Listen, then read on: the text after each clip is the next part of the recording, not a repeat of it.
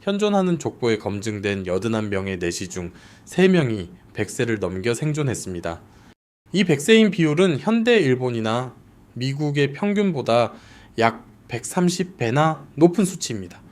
어린아이의 여린 몸에 소독조차 되지 않은 투박한 칼날을 들이대던 조선의 가장 원시적인 외과 수술이 역설적이게도 한국 역사상 가장 최장수를 누린 남성 계층을 탄생시켰습니다. 어떻게 신체의 훼손이 수명 연장에 비약이 되었는가? 어떻게 가장 잔혹한 칼질이 가장 긴 수명을 사들였는가? 그리고 남성의 상징을 항아리에 담아 버려둔 채 저 궐문을 넘기 위해 그들은 실제로 어떤 대가를 치러야만 했는가? 역사는 하나의 장부입니다. 오늘 우리는 그 청구서를 읽어보려 합니다. 사극에서 보았던 모든 것은 잊으십시오. 화면 속 내시는 늘 나긋나긋한 목소리로 기둥 뒤에 숨어 궁중의 은밀한 소문을 속삭이는 모습으로만 그려집니다. 그러나 그 이미지는 훨씬 더 추악하게 얽힌 거대한 구조 위에 세워진 허구입니다. 조선의 왕궁은 단순히 내시를 수동적으로 받아들이기만 한 것이 아니었습니다. 조정은 전국 8대 걸친 공급망을 통해 역참의 말로 소년들을 실어 날랐고 법으로 뒷받침되는 고정된 정원을 유지하며 그들을 철저히 생산해냈습니다. 그 공식 기관의 명칭은 내시부였습니다. 이 기관은 1392 연태조가 조선을 건국하며 고려 제도의 뼈대 위에 재건한 것입니다. 조선의 헌법이라 할 수 있는 경국대전은 그 정원을 140명으로 못 박았습니다. 그 140명의 사내들은 59개의 관직을 교대로 순환하며 맡았습니다. 순번에서 제외되면 녹봉도 받지 못했습니다. 이는 단순한 명예직이 아니라 철저한 교대 근무였습니다. 하지만 여기서 공식 기록의 첫 번째 균열이 드러납니다. 법은 140명이라 명시했습니다. 그러나 연산군대에 이르러 실제 인원은 161명에 달했습니다. 영조대에는 무려 335명으로 팽창했습니다. 국가는 겉으로 내시의 권력을 경계하는 척하면서 뒤로는 그들의 인력을 2배 이상 늘렸던 것입니다. 문서상의 기록은 거짓이었으나 녹봉을 지급한 명부는 거짓말을 하지 않았습니다. 그렇다면 그 소년들은 대체 어디서 왔는가? 조선의 법은 인위적인 거세를 엄격히 금지했습니다. 선천적으로 생식 능력이 없는 자들만이 내시로 선발되어야 했습니다. 선천적인 결함을 안고 태어난 소년들, 질병이나 사고로 그 기능을 상실한 소년들, 이것이 법이 만들어낸 단정하고 완벽한 허구였습니다. 현실에는 4개의 문이 존재했습니다. 첫 번째 문, 실제로 신체적 손상을 입은 소년들입니다. 불완전하게 태어났거나 어린 시절 사고를 당한 경우입니다. 그러나 이런 사례는 극히 드물었습니다. 500년 왕조 내내 140명이라는 정원을 채우기에는 턱없이 부족했습니다. 두 번째 문, 개를 이용한 방식입니다. 이는 야사의 기록으로 남아 있습니다. 초기에는 소년의 생식기에 인분을 발라 굶주린 개가 물어뜯게 하는 방식을 썼습니다. 조선시대에 이르러 이는 대부분 칼날을 이용한 시술로 대체되었습니다. 하지만 우발적인 사고는 계속되었습니다. 보호자 없이 방치된 아기, 피부에 묻은 배설물, 그리고 굶주린 개, 결과는 같았습니다. 그 소년 역시 내시 충원 경로로 들어갔습니다. 세 번째 문, 돈을 목적으로 한 자발적 거세입니다. 아들이 너무 많은 가난한 집안에서는 한 명을 선택하곤 했습니다. 셈법은 잔혹했지만 명확했습니다. 내시의 한 달 녹봉은 쌀 약 150kg과 각종 수당을 합친 것이었습니다. 이는 평민이 버는 소득의 최소 5배에 달했습니다. 강제 정년 퇴직도 없었습니다. 두둑한 연금도 보장되었습니다. 아들 하나의 몸뚱어리로 온 가족의 생존을 사들인 셈입니다. 네 번째 문, 스스로 행한 것입니다. 성종대의 함흥 출신의 한 사내가 내시부로 들어가기 위해 스스로 거세한 사실이 발각되어 쫓겨난 일이 있었습니다. 이는 우리에게 동시에 3가지 사실을 말해줍니다. 궁궐 내부에는 이를 감별하는 검증 절차가 있었다는 것, 그리고 그 절차조차 속일 수 있었다는 것입니다. 이제 그 수술 과정 자체를 살펴보겠습니다. 이 대목에서 조선의 역사적 기록은 입을 다뭅니다. 조선 왕조실록은 직모명령, 각 도의 할당 인원, 호송 과정, 품계표, 그리고 징계 기록을 고스란히 보존하고 있습니다. 그러나 수술 지침서는 남아있지 않습니다. 명시된 도구도 없습니다. 수술을 돕는 조수의 명단도 없습니다. 수술에 들어간 항목별 예산 기록도 없습니다. 궁궐은 것의 이후의 행정적 처리에 대해서는 숨 막힐 정도로 상세히 기록했습니다. 그러나 칼날이 오가던 그 행위 자체는 애초에 존재하지 않았던 것처럼 취급했습니다. 하지만 우리는 그 과정을 재구성할 수 있습니다. 대상자는 주로 사춘기 이전의 소년이었습니다. 이는 결코 자비심에서 비롯된 것이 아니었습니다. 그것은 최적화였습니다. 사춘기 이전의 것에는 내시로서의 활용도를 높이는 호르몬 변화를 극대화했고 궁중 예법을 훈련시킬 수 있는 기간을 최대한으로 늘려주었습니다. 마취제는 없었습니다. 소년에게 약간의 술이나 진정 효과가 있는 약초를 먹였을지도 모릅니다. 어쩌면 그랬을 수도 있습니다. 그러나 기록은 그조차도 확인해주지 않습니다. 중국의 방식과 달리 조선의 방식은 고환만을 제거했습니다. 음낭을 절개한 뒤 칼로 고환을 도려냈습니다. 상처는 불로 지지거나 배천으로 칭칭 동염했습니다. 음경은 고스란히 남겨두었습니다. 이 단 하나의 차이가 모든 것을 바꾸어 놓았습니다. 중국에서는 음경과 고환을 완전히 도려냈습니다. 사망률은 참혹했습니다. 일부 추산에 따르면 3명 중 1명이 수술 중 목숨을 잃었습니다. 살아남은 자라 하더라도 정상적으로 소변을 볼 수 없었습니다. 성관계도 불가능했습니다. 그는 성적으로 완전히 지워진 존재였습니다. 반면 조선의 내시는 음경을 지녔습니다. 발기도 가능했고 아내와 잠자리를 가질 수도 있었습니다. 단지 생물학적으로 아이를 낳지 못할 뿐이었습니다. 조선식 것에는 공학적 관점에서 보자면 사망률을 낮추고 생존자의 삶의 질을 높이면서 목적에만 부합하도록 한층 정교하게 표적화된 시술이었습니다. 그러나 회복 과정은 여전히 끔찍한 악몽이었습니다. 101. 소년이 목숨을 부지했다면 견뎌내야 할 상처 치유의 시간이었습니다. 가장 치명적인 사망 원인은 과다출혈과 요로 감염이었습니다. 당시에는 항생제가 존재하지 않았습니다. 외양간을 겸하던 헛간 같은 누추한 민가에서 쩍쩍 벌어진 상처 위에 약초 뭉치를 지시기듯 발라두는 것이 상처 관리의 전부였습니다.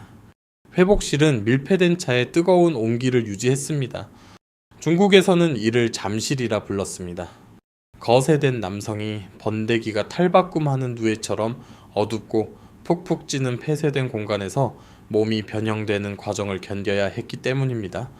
치료조차 제대로 받지 못해 진물이 뚝뚝 흐르는 상처를 안고 이 주가 지난 뒤 그 캄캄한 방 안을 진동하는 냄새는 한여름 떼약볕 아래 방치된 쓰레기장 옆에 서서 그 악취를 수십 배 곱해야만 겨우 상상할 수 있는 끔찍한 냄새였습니다.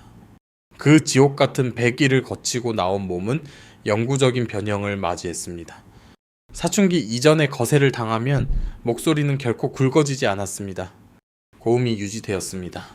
소녀 같거나 혹은 새소리가 섞인 쉰 목소리가 났습니다.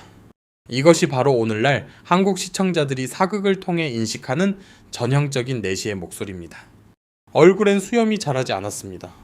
시술 전에 조금이라도 수염이 있었다면 3개월 안에 모두 빠져버렸습니다. 몸에는 근육이 빠지고 살이 올랐습니다.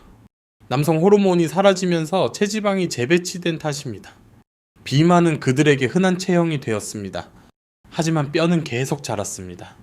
사춘기 시절 성장판을 닫아줄 남성 호르몬이 없었기에 팔다리는 기형적일 만큼 길쭉하게 자라났습니다. 내시들은 대개 일반 남성들보다 키가 컸지만 껑충하고 엉성하게 뼈대만 길어진 불균형한 체격을 지니게 되었습니다. 그리고 그들의 머리카락은 결코 빠지는 법이 없었습니다. 1960년에 한 연구는 탈모가 시작되기 전 것에 된 남성은 결코 대머리가 되지 않는다는 사실을 확인했습니다. 그들이 모시던 구광의 머리카락은 가늘어지고 빠져나갔으나 내시는 평생토록 풍성한 머리숱을 유지했습니다. 그러나 여기 기존의 서사를 완전히 뒤집어 버리는 숫자가 있습니다. 양세계보 족보의 기록으로 검증된 조선시대 내시 81명의 평균 수명은 70세였습니다. 동일한 신분을 가진 비것의 남성들의 평균 수명은 50세에서 55세였습니다. 조선 국왕들의 평균 수명은 47세, 조정의 당상관들은 평균 53세였습니다. 내시들이 누린 이 장수의 이점은 궁궐의 호화로운 생활 때문만은 아니었습니다. 대부분의 내시는 궁궐 안에서 살지 않았습니다. 그들은 근무가 끝나면 한양의 자기 집으로 돌아갔습니다. 그들만의 마을, 그들 소유의 집에서 자신의 아내와 함께 살았습니다. 사내를 사내답게 만들었던 남성 호르몬은 역설적이게도 그들을 20년이나 일찍 죽음으로 내모는 원인이었던 셈입니다. 남성성을 도려낸 칼끝이 그들에게 수십 년의 수명을 더해 주었습니다. 어느 시대든 거대한 체제는 결국 그 모든 모순을 한 몸에 품은 인물을 만들어내기 마련입니다. 조선의 내시부에서 그 인물은 바로 김처선이었습니다. 1421 년에 태어나 1505 년에 생을 마감했습니다. 향년 84세. 그 나이만으로도 내시들의 평균 수명보다 14년이 길었고 그가 모셨던 왕들보다 무려 40년 가까이 더 살았습니다. 그는 6명의 왕을 모셨습니다. 6명의 군주를 내리 섬긴 것입니다. 조선 역사상 것의 유무를 막론하고 그토록 긴 세월 동안 제도의 연속성을 지키며 권력의 곁에 머문 인물은 없었습니다.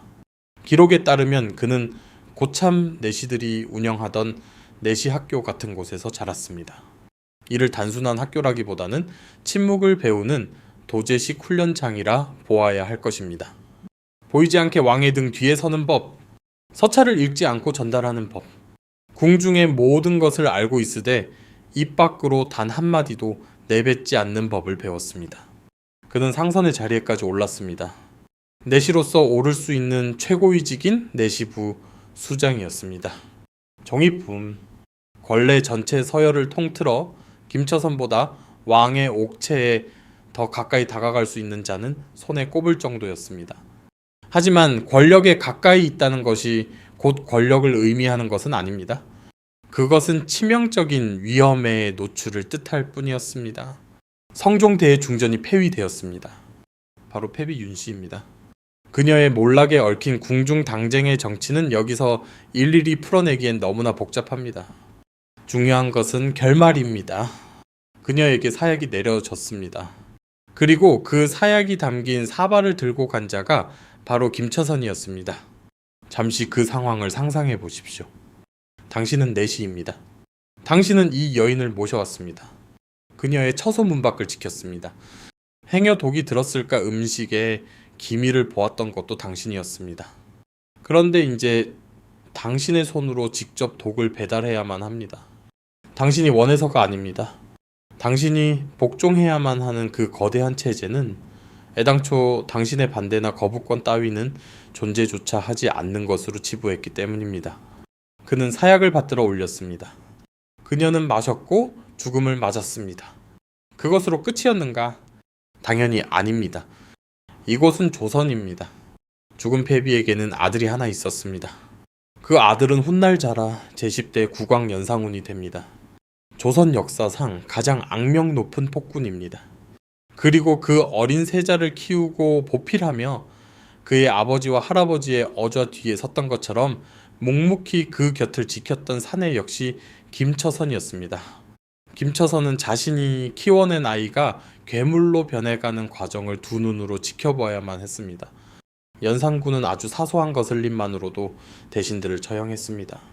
한글로 쓰인 자신을 조롱하는 익명의 방이 나부자 훈민정금의 사용을 금지시켰습니다.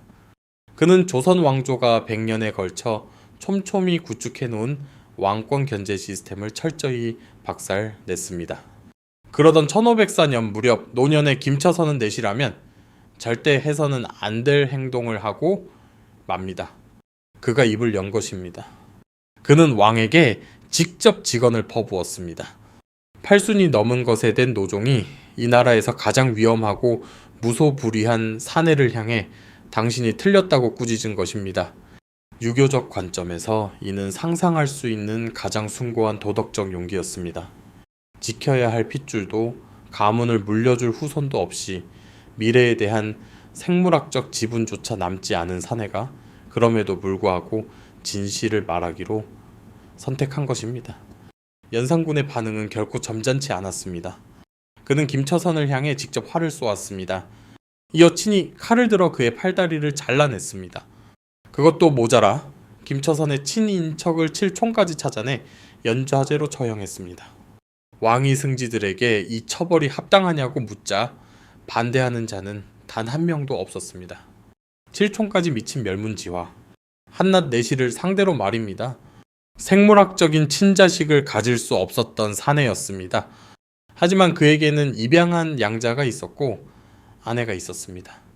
그는 내시 가문이라는 제도를 통해 뻗어나간 거대한 친족망을 가지고 있었습니다. 그것은 곧 양세계보를 만들어낸 바로 그 구조였습니다. 연산군은 법전이 애써 눈감아 모른 척했던 진실을 정확히 꿰뚫어 보았습니다. 내시의 가족도 엄연한 가족이었습니다. 그들을 완전히 짓밟기 위해서는 여는 명문거족을 멸문시킬 때와 다를 바 없는 철저한 도륙이 필요했던 것입니다. 김처선은 왕비의 사약을 날랐고 폭군의 윤영이를 보살폈으며 결국 진실을 말한 죄로 사지가 찢겨 죽었습니다. 내시 제도가 실제로 어떤 것이었는지 진정으로 이해하고 싶으시다면 법전이 아닌 그의 삶을 읽어보십시오. 하지만 체제는 그가 죽은 뒤에도 살아남았습니다. 늘 그래왔듯이 말입니다. 1506년 연산군은 폐위되었습니다. 내시부의 정원도 복구되었습니다. 지방에서 새로운 소년들이 차출되어 역참의 말에 실린 채 한양으로 끝없이 배달되었습니다. 이 거대한 기계는 1894년 갑오개혁으로 완전히 해체될 때까지, 그 후로도 388년 동안이나 멈추지 않고 맹렬히 돌아갔습니다. 이제 돈 이야기를 해봅시다. 희생을 포장하는 고상한 역사의 시가 아니라 냉혹하고 실제적인 숫자에 대해 말입니다. 내시는 한 달에 대략 150kg의 쌀을 녹봉으로 받았습니다. 오늘날 한국의 쌀값으로 환산하면 약 45만 원입니다. 미화로는 약 340달러 수준. 형편없는 금액처럼 들릴지도 모릅니다. 하지만 산업화 이전의 경제체제에서 쌀은 단순한 소비자가 아니라 기축통화 그 자체였음을 기억해야 합니다. 사료들에 따르면 각종 수당과 주거 지원, 사회적 특권까지 합친 내시의 총수익은 평민 소득의 약 5배에 달했던 것으로 추산됩니다. 현대 한국의 최저임금 노동자가 한 달에 약 200만 원을 번다고 가정하면 내시의 수입은 대략 1000만 원에 육박합니다. 미화 7,500달러. 2026년 서울을 기준으로 한 고위 공무원의 월급과 맞먹는 수준입니다. 하지만 이 청구서에는 두 번째 항목이 존재했습니다. 임진왜란 당시 내시 이무가 선조의 몽진을 도운 공로로 받은 하사품은 은 500량이었습니다. 은 1량은 37. 그램 500량이면 은 18. 75kg에 달합니다. 현재 은 시세로 환산하면 약 49,000달러에 달하는 거액입니다. 전시 상황에서 보여준 단 한 번의 충성에 대한 특별 상여금이 이 정도였습니다. 이제 장부를 뒤집어 그 자리에 들어가기 위해 치러야 했던 대가를 살펴보겠습니다. 거세 수술 자체에는 돈이 오가지 않았습니다. 비용은 생물학적으로 치러야 했습니다. 번식 능력의 영구적 상실, 호르몬 체계의 영구적 파괴, 상처 썩는 악취가 진동하는 캄캄한 방바닥 위에서 감염으로 죽을지도 모르는 공포와 싸워야 했던 백일간의 회복, 그리고 목소리와 얼굴, 몸뚱어리로 인해 평생 감당해야 할 세상의 조롱이었습니다. 게다가 그 녹봉마저 늘 보장된 것은 아니었습니다. 앞서 말한 순환근무 제도를 떠올려 보십시오. 140명 중 직책은 단 59개. 순번에서 밀려나면 녹봉도 끊겼습니다. 자신의 교대 순서가 돌아왔을 때만 돈을 받는 국가 공무원이었던 것입니다. 현대의 용어로 치자면 휴식기에는 아무런 수당도 나오지 않는 비정규직 계약 근로와 같았습니다. 조선의 조정은 세상 그 누구도 이름을 붙이기 400년 전에 이미 이 초당이 임시노동의 형태를 발명해낸 것입니다. 한국의 기업에서 일해본 사람이라면 누구나 뼈저리게 공감할 대목이 바로 여기에 있습니다. 법으로 정해진 인원은 140명, 그러나 실제 인원은 335명까지 치솟았습니다. 조정은 품계에 인플레이션을 두고 불만을 터뜨렸습니다. 법이 허용한 기준을 훌쩍 넘는 고위 품계를 차지한 내시가 50명에 육박했습니다. 내시는 정산품 이상의 당상관에 오를 수 없다는 것이 공식 입장이었습니다. 하지만 현실에서는 정치적 편의성에 의해 끊임없는 승진이 이루어졌습니다. 이 영상을 시청하시는 한국인이라면 누구나 이와 똑같은 양상을 목격한 적이 있을 것입니다. 조직도의 공식 계통과 실제 권력 구조가 다르게 굴러가는 현실 말입니다. 진짜 실무를 통제하는 이들은 직함과 실제 영향력이 불일치하는 법입니다. 그리고 무언가 잘못되었을 때 기록에서 가장 먼저 지워지는 것 역시 그들입니다. 숙종대에 외부 관료에게 정보를 유출했다는 이유로 명부에서 이름이 삭제된 어느 내시처럼 말입니다. 그의 이름만 지워진 것이 아니었습니다. 그의 사위들까지 족보에서 모조리 흔적이 지워졌습니다. 내시 제도는 결코 과거의 낡은 유물이 아닙니다. 그것은 단지 현대의 기관들이 여전히 감추고 있는 사실들을 그저 솔직하게 드러냈을 뿐입니다. 자, 여기에 누구도 선뜻 대답하고 싶어 하지 않는 질문이 하나 있습니다. 함흥의 가난한 집안에서 태어난 9살 소년. 그의 아버지는 아들만 많을 뿐 입에 풀칠할 쌀조차 부족합니다. 누군가 달콤한 거래를 제안합니다. 단 한 번의 칼질, 100일간의 끔찍한 지옥, 그것만 견뎌내면 평생 만져볼 수도 없는 막대한 국가의 녹봉기 주어집니다. 두둑한 연금과 아내의 반듯한 집까지 말입니다. 운이 좋다면 500년을 살아남을 족보에 이름을 남길 수도 있습니다.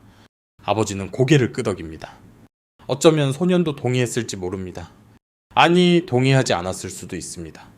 누구 하나 그 어린아이에게 의사를 물어보았는지는 기록에 남아있지 않습니다. 이것은 착취였는가? 그렇습니다. 명백한 착취입니다. 평생토록 신체의 모든 세포를 재형성할 돌이킬 수 없는 수술에 대해 어린아이가 온전한 동의를 표할 수는 없기 때문입니다. 이것은 생존이었는가? 그 또한 맞습니다. 굶주림이 비유가 아니라 매달 닥쳐오는 현실적인 공포였던 세상에서 아들 한 명의 몸을 담보로 일가족 전체의 미래를 맞바꾸는 것은 잔혹함이 아니었습니다. 그것은 냉혹한 산술이었습니다. 조선의 조정도 이 사실을 잘 알고 있었습니다. 그렇기에 오직 선천적으로 결함이 있는 자들만이 내시가 될 수 있다고 법에 명시했던 것입니다. 또한 선천적 결함을 가진 자들의 공급이 기이할 정도로 수요와 딱 맞아떨어지는 현실 앞에서도 애써 눈을 감았던 이유입니다. 법이라는 허구는 조정의 유교적 양심을 지켜주었습니다. 그리고 참혹한 현실은 그 거대한 체제를 굴러가게 할 연료를 공급했습니다. 14년에서 19년에 달하는 수명의 연장, 현대 평균의 130배에 달하는 백세인 비율, 죽을 때까지 빠지지 않고 무성했던 머리카락, 사회가 망가졌다고 낙인 찍은 그 신체는 알고 보니 조선이 만들어낸 가장 내구성 높은 생존 모델이었던 것입니다. 내시의 몸은 비극이 아니었습니다. 그것은 하나의 거래였습니다. 그 대가가 과연 치를 만한 가치가 있었는지, 그것은 조선왕조실록이 끝끝내 답하지 않은 유일한 질문입니다. 그 판결은 온전히 당신의 몫입니다. 댓글로 남겨주십시오.